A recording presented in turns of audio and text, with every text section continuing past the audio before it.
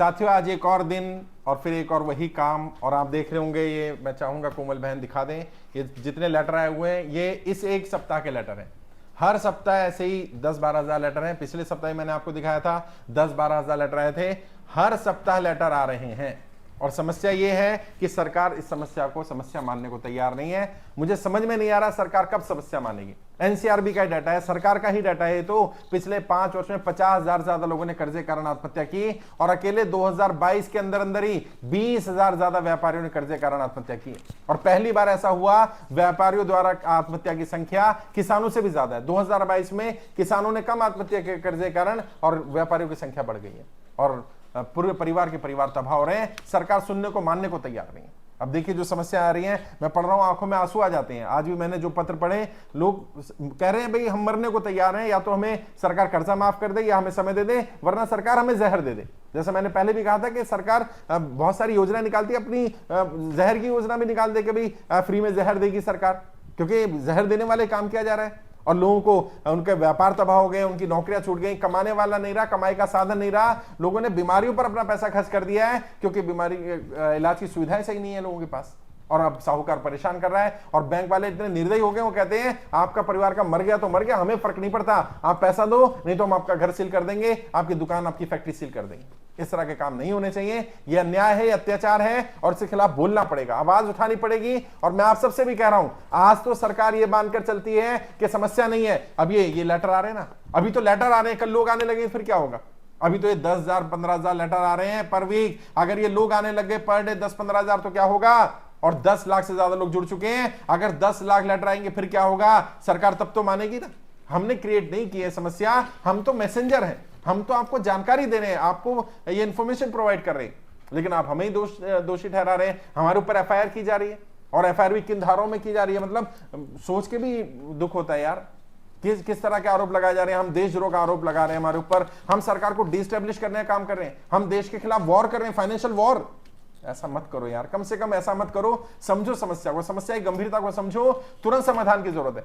और अभी जिस तरह की समस्या आ रही है, मैं चाहूंगा हमारे साथ हरप्रीत सिंह सैनी भारती जी भी हैं, पंजाब के प्रभारी भी हैं। पंजाब में समस्या आई है एफआईआर की।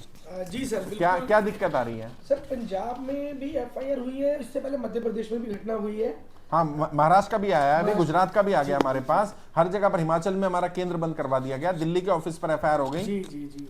तो सर प्रॉब्लम यही आ रही है कि जो लोग, मुझे लग रहा है कि वो लोग साहूकार हैं या साहूकार का मुखौटा पहना हुआ है, क्योंकि जो लोग कंप्लेंट कर रहे हैं, अगर उनके प्रोफाइल की हम बात करें तो उनके प्रोफाइल में वो लोग उस लेवल की कंप्लेंट कर ही नहीं सकते। लेकिन ये जो समस्या है, इतने लेटर आ रहे हैं, आप भी पढ़ रहे हैं लेटर, आज आपने भी देखा, तो क्या सरकार इसको गंभीरता से नहीं ले रही?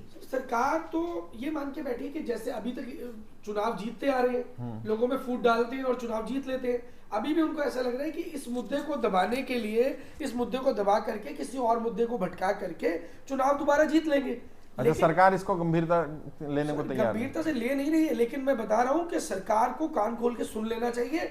अगर ये 10 लाख लोग उठकर दिल्ली आ गए तो नेताओं के लिए घर से निकलना दुर्भर हो जाएगा, निकल नहीं पाएंगे। और ये तो अभी किस तरह की समस्या आ रही है, आप भी पढ़ रहे हैं, तो क्या समस्या है? तो अब लगातार मैं पढ़ रहा हूँ, एक केस मैंने भी पढ़ा है, 12 लाख का लोन लिया, 10 लाख चुका दिया, 2 लाख रुपए बचा, 2 लाख के अगेंस्ट में उसको 45 लाख रुपए बना दिया आउटस्टैंडिंग। हाँ जी, राजस्थान का केस है। बताइए, मतलब 45 लाख रुपए बना दिया और वो मतलब वो ये बोल रहे कि हमारे पास मरने के अलावा कोई रास्ता ही नहीं है। अभी क्या संदेश देना चाहते हैं आप मेरे पेज पर भी आते रहते हैं, फेसबुक पर भी, क्या संदेश देना चाहते हैं इन लोगों को भी जो बेचारे लेटर भेज रहे हैं, उन्हें क्या संदेश, और सरकार को क्या कहना चाहते हैं? जो लोग लेटर भेज रहे हैं उनको तो यही संदेश में देना चाहूंगा कि आप हिम्मत रखिए। कर्जा तो हर हाल में माफ होगा, कर्जा हर हाल में माफ करना पड़ेगा, जैसे बड़े बड़े व्यापारियों का माफ किया है। और हम कोई बड़ी मांग नहीं कर रहे, जितना बड़े व्यापारियों का माफ किया उतना ही कर दो, या समय दे दो। समय तो दिया ही जा सकता है जिसमें सरकार की जेब से कुछ लगने वाला भी नहीं है। राहुल जी, जैसा अभी हरप्रीत जी ने कहा, और समस्या है राजस्थान के बारे में खासकर से कहा, राजस्थान में समस्या क्या गंभीर है और लेटर राजस्थान के भी आ रहे हैं? सर राजस्थान के लोग भी बहुत ज़्यादा परेशान हैं, समस्या बहुत ज़्यादा गंभीर है, मैं आपको बता नहीं सकता। जैसा जैसा लोगों के साथ हो रहा है, मैं आपको बताऊं, अभी परसों ही मेरे पास एक फ़ोन आया, उसने बताया साहब मैंने मॉर्गेज लोन लिया था। मेरी property 6 करोड़ रुपए की प्रॉपर्टी बैंक के पास रखी हुई थी। 6 करोड़ की प्रॉपर्टी के बदले में बैंक ने मुझे 2 करोड़ 10 लाख रुपए का लोन दिया, और 2 करोड़ 10 लाख रुपए का लोन मेरा अकाउंट एनपीए हो गया। मैं पैसे नहीं दे पाया कोविड के चक्कर में। अब पैसा नहीं दे पाया तो बैंक ने सारी प्रॉपर्टी बेचने के बाद में 1 करोड़ 93 लाख रुपए ही वसूले। उसके बाद भी 55 लाख रुपए और निकाल रखे हैं, आउटस्टैंडिंग निकाल रखा। 6 अब करोड़ इसी की तरह की प्रॉपर्टी। समस्याएं अब लेटर में भी समस्याएं आ रही सारी गंभीर हैं सर, परेशानी बहुत ज्यादा है।